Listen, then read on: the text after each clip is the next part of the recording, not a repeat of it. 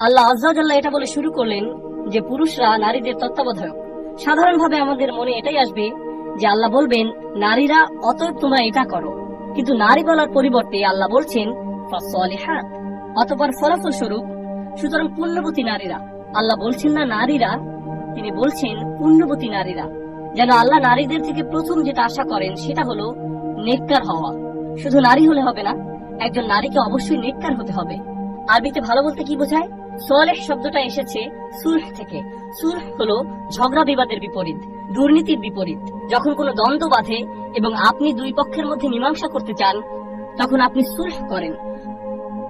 অর্থাৎ পুণ্যবতী স্ত্রীরা পরিবারের সকল দ্বন্দ্ব অবসানের উৎস, তারা শান্তি এবং সমন্বয়ের উৎস। তাদের কারণে রাগ প্রশমিত হয়ে যায়, তাদের কারণে কণ্ঠস্বর নিচু হয়ে যায়। তারা প্রশান্তির উৎস, তাদের কথাবার্তা বুদ্ধিবৃত্তিক, তারা পরিবারের সংস্কারের উৎস। যদি কোনো দ্বন্দ্ব বাধে বা কোনো ধরনের কোনো দুশ্চিন্তা হয়, তাহলে স্বামী জানে যে স্ত্রীর কাছে গেলে সে শান্তি অনুভব করবে। আপনারা কেউ কেউ হয়তো ভাবছেন যে সিরিয়াসলি, যেখান থেকে সকল বিবাদ শুরু হয় আপনি আমাকে বলছেন সেখানে গিয়ে সকল বিবাদের অবসান হওয়ার কথা? কারণ আমার বাড়িতে সে ছাড়া কেউ উচ্চস্বরে কথা বলে না, আর আমার বাড়িতে সে ছাড়া কেউ রেগে থাকে না। পুরুষরা নিজেদের দায়িত্ব যথাযথভাবে পালন করে না, আর স্ত্রীরাও নিজেদের দায়িত্ব যথাযথভাবে পালন করে না। এতে করে তারা একে অপরের জন্য বিশাল মানসিক চাপ এবং দ্বন্দ্বের কারণ হয়ে যায়। আল্লাহ এটা বলে শুরু করছেন যে তারা সংশোধনের উৎস, তারা স্থির, তারা শান্ত। প্রকৃতপক্ষে তারা নিজেরাই হলো শান্তি, তারা নিজেরাই যেন কল্যাণ, তারা সকল দুশ্চিন্তা দূরীকারিণী। এটা হলো প্রথম বৈশিষ্ট্য। তারপর আল্লাহ বলছেন অনিতাতুন, আনুগত্যকারী। কেউ কেউ এটার ব্যাখ্যা করেছেন এভাবে যে আল্লাহর প্রতি আনুগত্যকারী। এটাও সঠিক, তারা আল্লাহর প্রতি আনুগত্যকারী।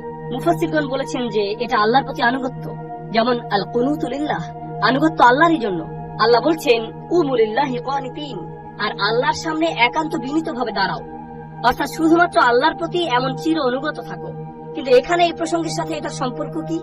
কারণ যদি একাংশ এমন হয় যে পুরুষদের নারীদের জন্য এটা করা উচিত, তাহলে সাধারণভাবেই আমরা ভাবি যে এর পরের অংশ এমন হবে যে নারীদের পুরুষদের জন্য এটা করা উচিত। তাহলে এর মাঝখানে কেন আল্লাহ এমনটা বলছেন? হ্যাঁ, তারা পুরুষদের জন্য এগুলো করবে, কিন্তু এই অংশটা আল্লাহর জন্য। এখানে এটা বলার কারণ হলো নারীদের এটা স্মরণ রাখা উচিত যে যখন তারা প্রশান্তির উৎস হয়, যখন তারা পরিবারের শান্তি এবং সাকিনা হয়, তখন তারা এর মাধ্যমে আল্লাহর প্রতি আনুগত্য প্রকাশ করে। তাদের এটা বুঝতে হবে যে একমাত্র তারাই পরিবারকে শান্ত রাখতে পারে, আর একমাত্র তারাই পরিবারে আগুন জ্বালাতে পারে। ঠিক যেমন এয়ার কন্ডিশনার ঘরের তাপমাত্রা নিয়ন্ত্রণ করে, তেমনি ভাবে নারীরা ঘরের আবেগ অনুভূতির তাপমাত্রা নিয়ন্ত্রণ করে। এই নিয়ন্ত্রণ তাদের হাতে, আর তাদের উচিত এই তাপমাত্রা ঠান্ডা রাখা। কারণ এটার মাধ্যমে তারা আল্লাহ তাআলারই আনুগত্য করে, এটার মাধ্যমে তারা আল্লাহর প্রতি অনুগত হওয়ার অধীর আগ্রহ প্রকাশ করে। তাদের উচিত পরিবারের শান্তির উৎস হওয়া। পরিবারে নারী পুরুষ উভয়েরই শান্তি বজায় রাখতে তৎপর থাকা উচিত। পুরুষরা সকল দিক থেকে নারীদের খেয়াল রাখে, আর তার বিনিময়ে নারীরা পরিবারের শান্তি বজায় রাখে। কিছু অসুস্থ সম্পর্ক এমন হয় যে একজন বলতে থাকে শান্ত হও, শান্ত হও, ঠিক হয়ে যাবে, সব ঠিক হয়ে যাবে, রেগে যেও না, প্লিজ রেগে যেও না। যতই সেগুলো বলে ততই অপরজন বলতে থাকে না, আমার সাথে কথা বলো না, আমাকে একা ছেড়ে দাও, ইত্যাদি ইত্যাদি। একজনের মেজাজ বিগড়ে থাকতে হবে। হয়তো স্বামী খুব রেগে আছেন আর স্ত্রী তাকে শান্ত করার চেষ্টা করছে, অথবা স্ত্রী রেগে আছে আর স্বামী তাকে শান্ত করার চেষ্টা করছে, আর তারা এটাকে এক ধরনের ক্ষমতা, আরেকজনকে নিয়ন্ত্রণের একটা পদ্ধতি হিসেবে দেখে। ভাবে যে আজকে তাকে সুযোগ মতো পেয়েছি, এখন যদি আমি শান্ত হয়ে যাই তাহলে আমি হেরে যাব। এখন এই সুযোগের সদ্ব্যবহার করতে হবে, আর অনেকক্ষণ রেগে থাকবো। এই বিষয়টাকে কত দূর টানতে পারি দেখি। কাউকে নিচু করা, দমিয়ে রাখা আল্লাহ আযজা ওয়া জাল্লার নির্দেশের বিপরীত। আল্লাহ তাআলা বলছেন অনিতাতুন। তারপর তিনি নারীদের জন্য আরেকটি দায়িত্ব যোগ করেছেন। তিনি বলেছেন হাফিজাতুল লিল গায়ব, তারা লোকচক্ষুর অন্তরালে হেফাজতকারিনী। এটার অর্থ কি? এটার অর্থ হলো যখন স্বামী বাইরে কাজে থাকেন, তখন স্ত্রী এমন কোনো কাজ করবে না যা তার স্বামী পছন্দ করেন না। সে এমন কারোর সাথে কথা বলবে না যার সাথে কথা বলা তার স্বামী পছন্দ করেন না। তার এমন কোনো বান্ধবী নেই যাদের সাথে বন্ধুত্ব করা তার স্বামী পছন্দ করেন না। স্ত্রী তার স্বামীর পিছনে তাকে নিয়ে এমন কোনো আলোচনা করবে না যেটা তিনি জানতে পারলে পছন্দ করবেন না। স্বামী স্ত্রীর মধ্যকার গোপন কথা স্ত্রী তার মা, বোন বা অন্য কাউকে বলবে না, কারণ গোপন কথা তার সুরক্ষিত রাখা উচিত। অন্যদের সাথে স্বামী স্ত্রীর মধ্যকার গোপনীয়তা রক্ষা করে চলা উচিত।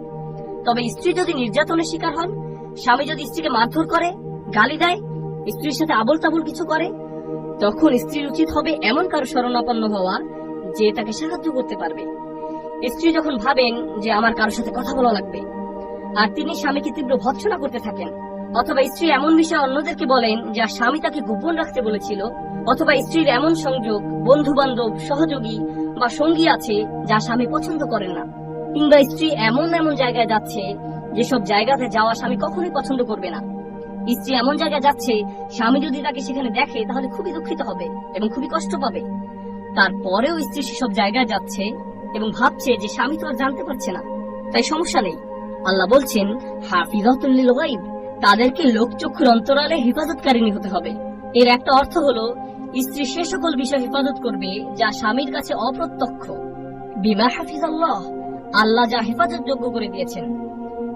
হাফিজাতুল লিল গায়ব বিমা হাফিজাল্লাহ, আল্লাহ যা হেফাজত যোগ্য করে দিয়েছেন, লোকচক্ষুর অন্তরালে তারা তার হেফাজত করে। স্ত্রীর উচিত নয় তার স্বামীর থেকে কোনো কিছু গুপ্ত রাখা। স্ত্রীর উচিত নয় ফোনে পাসওয়ার্ড দিয়ে রাখা। স্বামী যখন বলে তোমার ফোনটা কি দেখতে পারি, তখন স্ত্রী বলে না। কেন? না, দাঁড়াও আমি সবকিছু ডিলিট করে দেই। ঠিক আছে, এবার দেখতে পারো। কেন? স্ত্রীর ব্যক্তিগত সবকিছু স্বামীর সাথে শেয়ার করা উচিত। স্ত্রীরা স্বামীদের পোশাক স্বরূপ, স্বামীরা স্ত্রীদের পোশাক স্বরূপ। স্বামী অথবা স্ত্রীর থেকে কোনো কিছু লুকিয়ে রাখতে নেই। স্বামী স্ত্রীকে একে অপরের কাছে সম্পূর্ণ স্বচ্ছ থাকা উচিত। রাসূলুল্লাহ সাল্লাল্লাহু আলাইহি সাল্লাম তার স্ত্রীদের সাথে গোপন বিষয় নিয়ে আলোচনা করতেন। وإذ أسر النبي إلى بعض أزواجه حديثا, যখন নবী তার এক স্ত্রীকে গোপনে একটি কথা বলছিলেন সাল্লাল্লাহু আলাইহি সাল্লাম, রাসূলুল্লাহ সাল্লাল্লাহু আলাইহি সাল্লাম তার অতীব গোপনীয় এবং কঠিন সময়ে তার স্ত্রীদের কাছে গিয়েছিলেন। যদি স্বামী স্ত্রী একে অপরের পোশাক স্বরূপ না হতে পারে, তাহলে তারা আল্লাহর আদেশ অমান্য করছে। যখন কেউ একটা পোশাক পরে থাকে, তখন তার পোশাক আর তার মধ্যে কোনো ব্যবধান থাকে না। স্বামী বা স্ত্রীর কাছে কোনো কিছু লুকিয়ে রাখবেন না।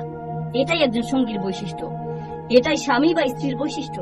যখন আপনি এমনটা করতে পারবেন না, আর যখন শুধু স্ত্রীর কাছে সীমাবদ্ধ থাকার মতো বিষয়গুলো এবং শুধু স্বামীর কাছে সীমাবদ্ধ থাকার মতো বিষয়গুলো অন্যদিকে চলে যায়, তখন এটা নারীদের করণীয় বিষয়সমূহের লঙ্ঘন হিসেবে বিবেচিত হয়। ফাসসালিহাতু ক্বানিতাতুন হাফিজাতুল লিল গায়ব বিমা হাফিজাল্লাহ। আসসালামু আলাইকুম।